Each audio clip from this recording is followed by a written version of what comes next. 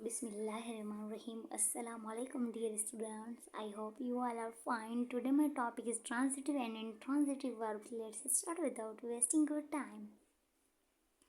Look at the definitions of transitive and intransitive verbs.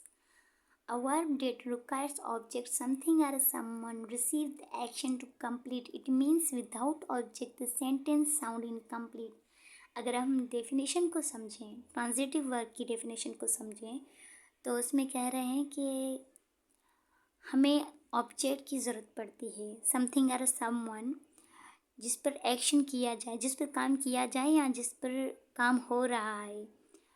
It means without object sentence sound incomplete. Means अगर object नहीं होगा तो हमारा sentence जो होगा इनकम्प्लीट होगा, हमें इन्फॉर्मेशन सही से नहीं मिलेगी. तो इस किस्म के सेंटेंस को हम ट्रांजिटिव वर्ब कहते हैं. अगर हम आपसे कोई पूछे कि ट्रांजिटिव वर्ब क्या होता है, तो आप कह सकते हैं कि जिसमें हमें ऑब्जेक्ट की ज़रूरत हो, someone or something receiving the action and we need object. ठीक है, तो इसे हम ट्रांजिटिव वर्ब कहते हैं. और फॉर एग्जांपल हम अगर मिसाल के तौर पर देखें, she read a book. She जो है हमारा सब्जेक्ट हो गया, रीड जो है हमारा वर्ब हो गया, और बुक जो है हमारा ऑब्जेक्ट हो गया.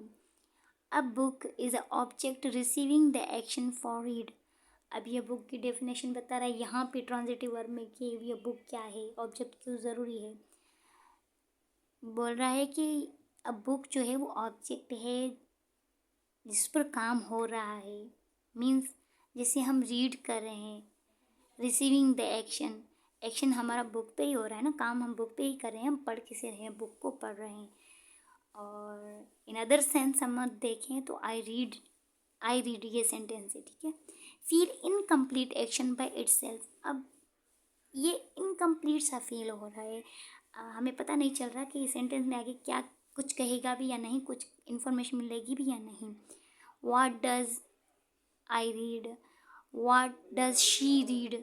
अब उसने किसने, ये सेंटेंस तो हो गया आई रीड, लेकिन वो क्या पढ़ रही है, नॉवल पढ़ रही है, शॉर्ट स्टोरी पढ़ रही है, लेसन पढ़ रही है, या फिर बुक पढ़ रही है. तो ये इनकम्प्लीट एक्शन हो गया, खुद में ही एक इनकम्प्लीट एक्शन है. ठीक है, लाइक ये है ना, शी रीड अ बुक, तो हमें एक इन्फॉर्मेशन मिल रही है, कंप्लीट सेंस मिल रहा है कि वो बुक पढ़ रही है. और अगर हम इनट्रांजिटिव वर्ब को देखें, ये तो हो गई इनट्रांजिटिव वर्ब की बात. अगर हम इनट्रांजिटिव वर्ब को देखें तो वो क्या है. Intransitive verb definition: a verb that indicates the complete action by itself in a sentence, does not require an object. It is called intransitive verb. तो अगर intransitive verb की हम definition देखें तो उसमें यही कह रहा है कि intransitive verb indicate complete action. वो बता रहा है complete action को जुमले में.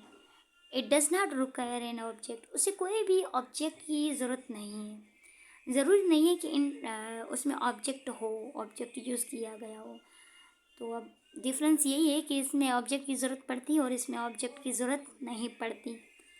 तो उसे हम इंट्रांजिटिव कहते हैं. It is called intransitive verb.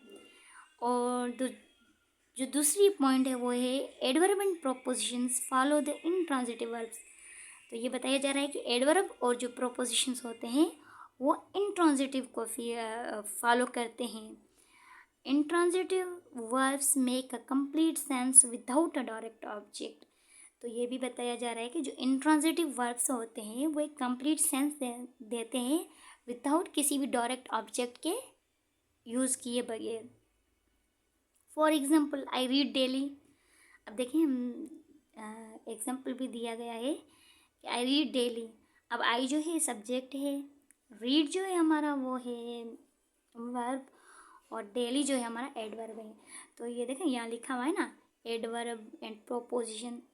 तो यहाँ पर एडवर्ब ही यूज़ किया गया है. तो देखो यहाँ पे ऑब्जेक्ट की ज़रूरत नहीं है, और जहाँ पे ऑब्जेक्ट की ज़रूरत ना हो फिर भी वो एक कंप्लीट सेंस दे तो उसे हम इंट्रांजिटिव वर्ब कहते हैं. Like I am teaching. तो ये भी हमारा इंट्रांजिटिव में आता है. Thank you for watching this video. I hope it will helpful for you. And मैं आप लोगों के लिए एक और वीडियो बनाऊंगी जिसमें आपको एग्जांपल्स के ज़रिए ट्रांजिटिव एंड इंट्रांजिटिव समझाऊंगी पूरा, कि कैसे डिफ्रेंशिएट कर सकते हैं हम सेंटेंस को, कि ये ट्रांजिटिव सेंटेंस है या इंट्रांजिटिव सेंटेंस है।